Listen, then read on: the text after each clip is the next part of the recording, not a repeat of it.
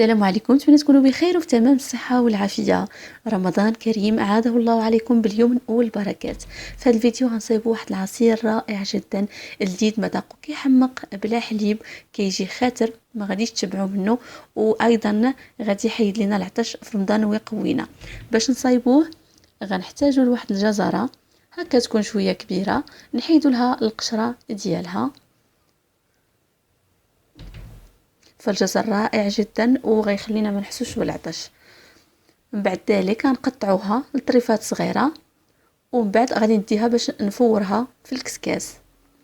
اللي بغى يسلقها لكم الاختيار، انا فورتها في الكوكوط. ثم كناخذ البنان كنحيد له القشره. فالبنان حتى من الاغذيه اللي كتخلينا ما نحسوش بالعطش، فغادي نديرو في هذا العصير 2 ديال البنانات. الا كانت عندكم بنانه كبيره فممكن تستعملوا واحده فقط. بعد ذلك غنشدو البنان ديالنا وغادي نقطعوه لطريفات صغيره هكا باش يجينا سهل في الطحين. وطبعا غنكونوا رقدنا واحد 7 ديال الحبات ديال التمر من قبل هكا باش كيرطابوا وكيطلقوا داك السيرو ديالهم. وغنحتاج واحد نص كاس ديال العنبه ديال اللوز اللي رقدته حتى هو من قبل، غير في الماء بارد كنرقدوه. بعد ذلك تنبقى هكا تنفسخو، كنحيد له دوك القشيرات ديالو. ثم في الكاس ديال الخلاط الكهربائي كنوضع داك البنان اللي قطعنا من قبل، ثم غادي نضيف ليه الجزره اللي قطعتها لدوائر وبخرتها في الكوكوط.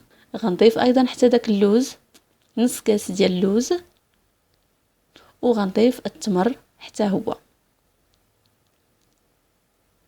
بالنسبه للماء غادي نضيف 4 ديال الماء في الاول، وغادي نطحن كلشي مزيان في الخلاط الكهربائي حتى كنحصلوا على واحد العصير يكون مطحون مزيان.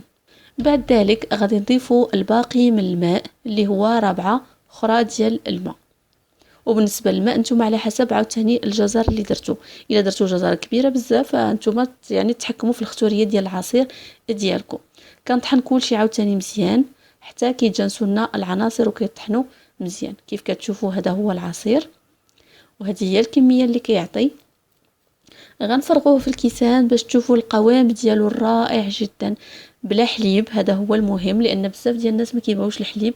هذا غادي يكون خيار رائع جدا، عصير مغذي صحي، وكي كتشوفوا حتى القوام ديالو رائع جدا بلا يعني اضافات او بلا يعني ملونات. فهو صحي بزاف بزاف ويحمقوا عليه حتى الوليدات الصغار، بالاضافه لانه غادي يحسن لنا من الهضم لانه كيحتوي على الجزر، وغادي يحيد لنا حتى العطش.